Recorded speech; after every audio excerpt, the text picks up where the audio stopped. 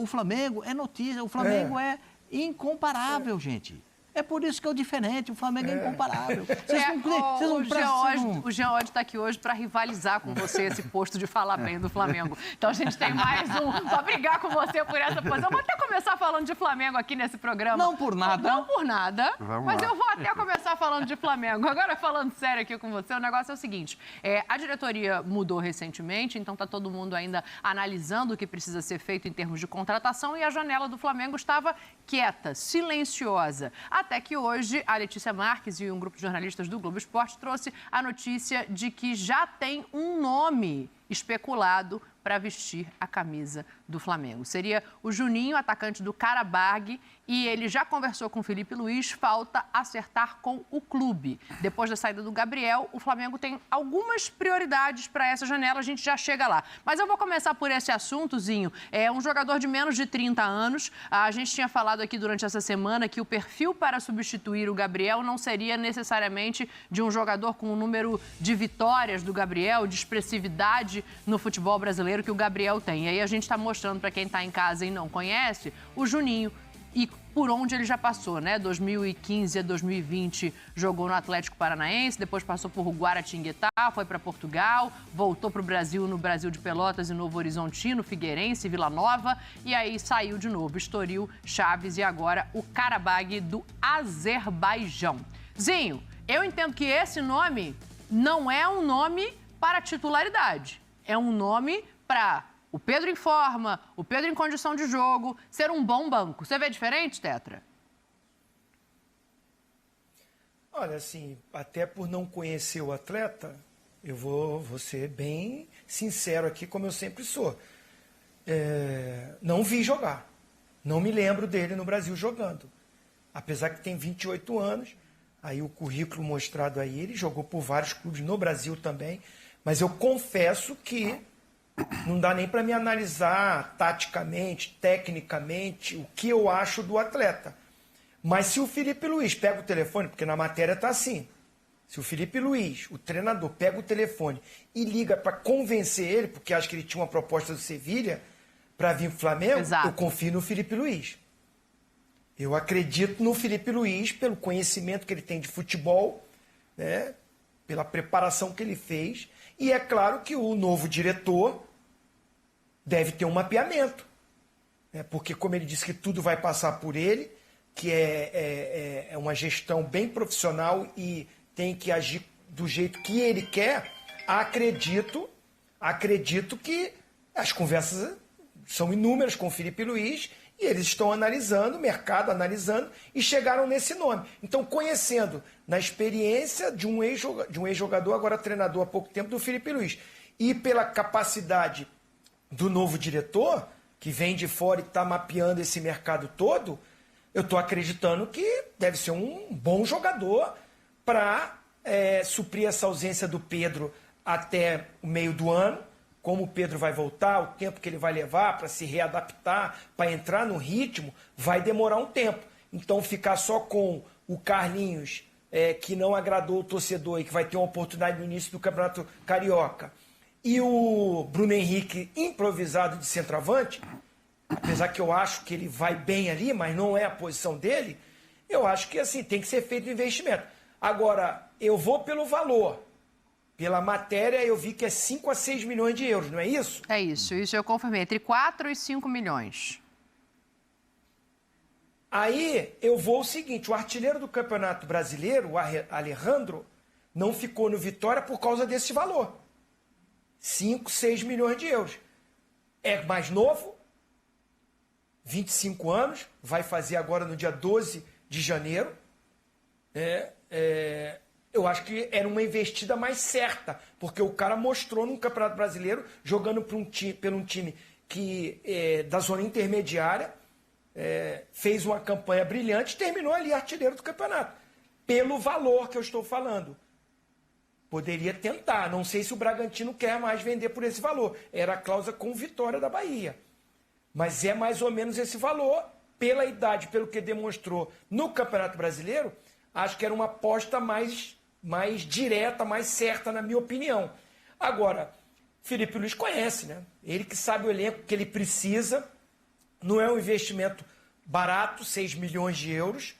Não sei o salário que vai vir. E eu vou para um outro ponto, para passar para os meus companheiros. O Gabigol tinha uma briga com a diretoria anterior. Se você pega 6 milhões de euros, converte para os números reais, dá quase 38 milhões de reais.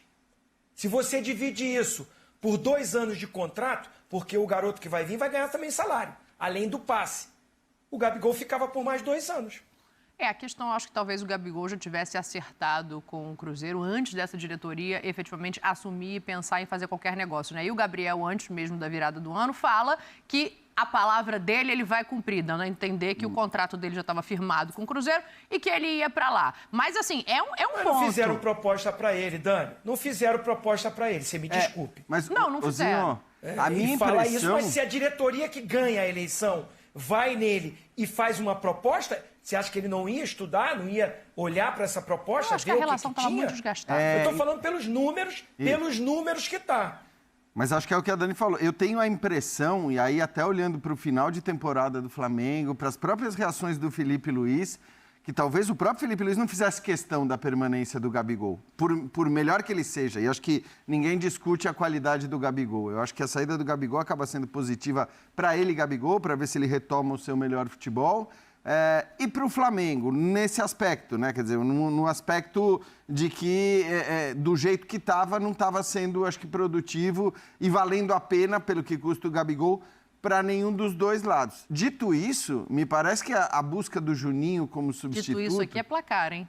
Dito isso é placar? Você quer dar o placar do primeiro jogo do Carioca? Não, você não tem dito... Aqui.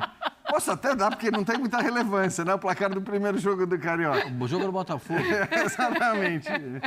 Mas eu acho... Desconcentrei o Jean. Eu acho que assim, cara, o Juninho, primeiro me chama atenção, porque assina embaixo tudo que o Zinho falou em relação a fazer avaliação sobre a qualidade do Juninho, não temos condição de fazer. Acho que nenhum de nós aqui tem acompanhado o Juninho nem no Karabag, nem nos clubes anteriores pelos quais ele passou. Estoril, Chaves... Porém, chama atenção... É igual aqui passando, ó. Quem quiser perfil, ficar de olho, né? São os gols do Juninho.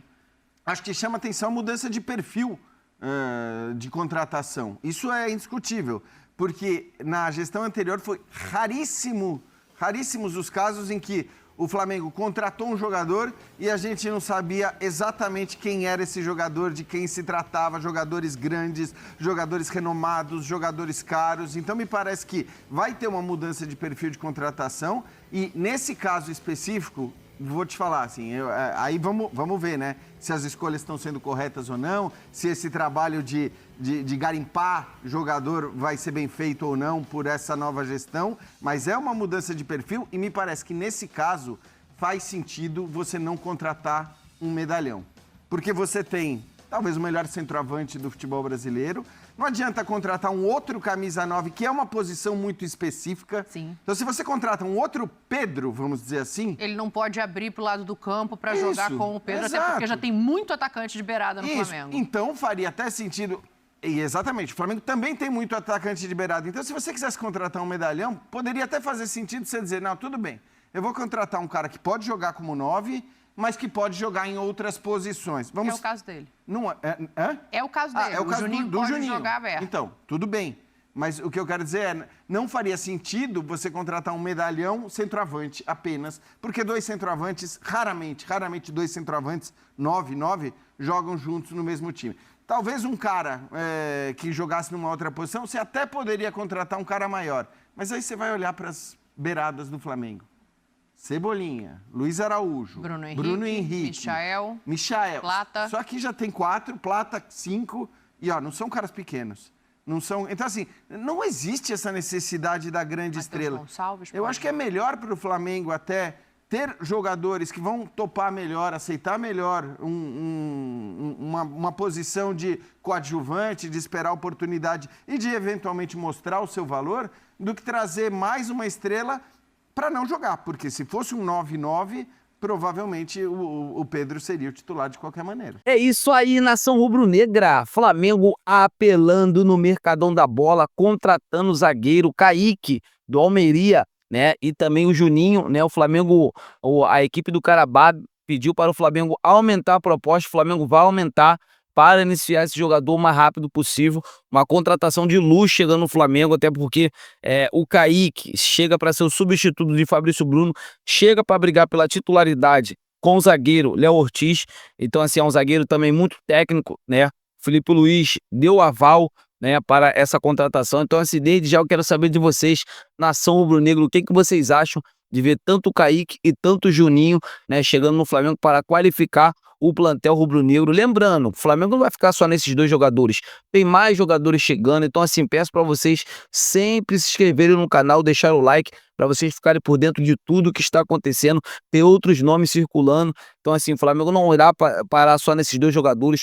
Outros nomes. Tem um jogador que chega também para brigar com a titularidade com o Arrascaeta. Então, peço para vocês, é muito importante. Se inscreva no canal, deixa o like. A qualquer momento estarei de volta com mais novidades do nosso Mengão. Saudações rubro-negras. Fiquem com Deus.